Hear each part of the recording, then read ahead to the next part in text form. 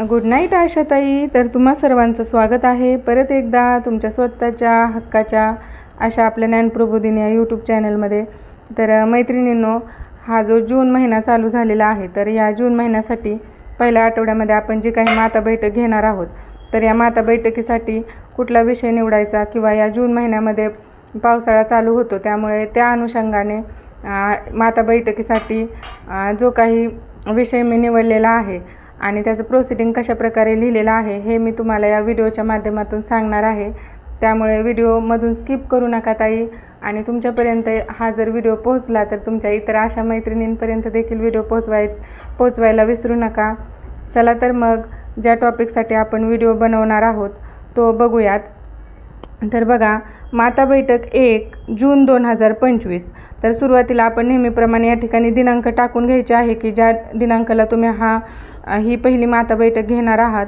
तर विषय बघा, क्षार संजीवनी ORS व घरगुती संजीवनी कशी तयार करावी व त्याचा उपयोग कसा करावा. तर पावसाळ्याचे दिवस असल्यामुळे मोठ्या प्रमाणात जुलाब वगैरे किंवा उलट्या वगैरे होण्याचं प्रमाण जास्त असतं. तर अशा वेळी आपल्याला क्षार संजीवनी किंवा जलसंजीवनी याचा वापर करावा लागतो किंवा आपल्या भागात विजिट वगैरे देताना तेथील जे काही लाभार्थी असतील तर त्यांना देखील हे क्षार संजीवनी किंवा ORS पॅकेटचा कशा प्रकारे वापर करायचा हे समजून सांगावं लागतं. तोच जर टॉपिक आपण माता बैठकीसाठी निवडला तर माता बैठकीमध्ये देखील या महिलांना क्षार संजीवनी किंवा संजीवनी घरच्या घरी कशा प्रकारे बनवायची हे आपण या व्हिडिओच्या माध्यमातून किंवा या बैठकीमध्ये सांगणार आहोत. तर बघा, वरील विषयास अनुसरून उपकेंद्र वीट या ठिकाणी गरोदर स्तंदा व इतर मातांची बैठक घेण्यात आली व त्यांना पुढील प्रमाणे समुपदेशन करण्यात आले. ORS पॅकेट वापरून ORS तयार करता येते.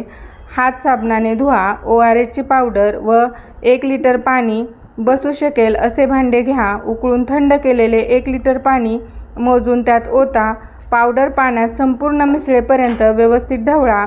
बाळाला ORS देण्याआधी त्याची चव घ्यावी. ती डोळ्यातल्या पाण्यासारखी असावी.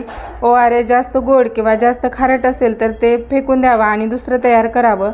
हे झालं ORSच्या पॅकेटपासून कशा प्रकारे क्षार संजीवनी तयार करायची. तर समजा ORSचं पॅकेट वगैरे उपलब्ध नसेल तर अशा वेळी घरगुती जलसंजीवनी देखील आपण त्या महिलांना सांगू शकतो की अशा प्रकारे तयार करा किंवा त्याचं प्रात्यक्षिक माता बैठकीमध्ये आपण त्यांना दाखवू शकतो. तर बघा, ORS पॅकेट नसेल तेव्हा घरीच पुढील प्रमाणे जलसंजीवनी तयार करावी. 1 ग्लास पाण्यात म्हणजे साधारणतः 200 मिलीमध्ये 1 चिमूटभर मीठ आणि 1 चमचा साखर 3 बोटांनी चिमूटभर मीठ घ्यावे. याशिवाय 1 लिटर पाणी असेल तर 50 ग्रॅम साखर म्हणजेच 8 चमचे आणि 5 ग्रॅम म्हणजेच 1 चमचा मीठ, त्यात अर्ध लिंबूही पिळता येईल.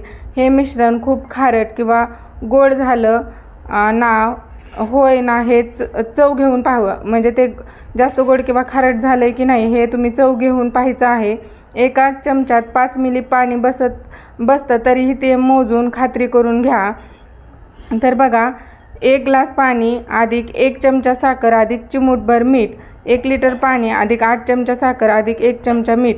तर अशा प्रमाणात आपण त्यांना घरच्या घरी जलसंजीवनी बनवण्यासाठी सांगायचं आहे. यात अर्ध लिंबू पिळून टाकू शकतो. बाळाला देण्यापूर्वी ORSची चव घ्या.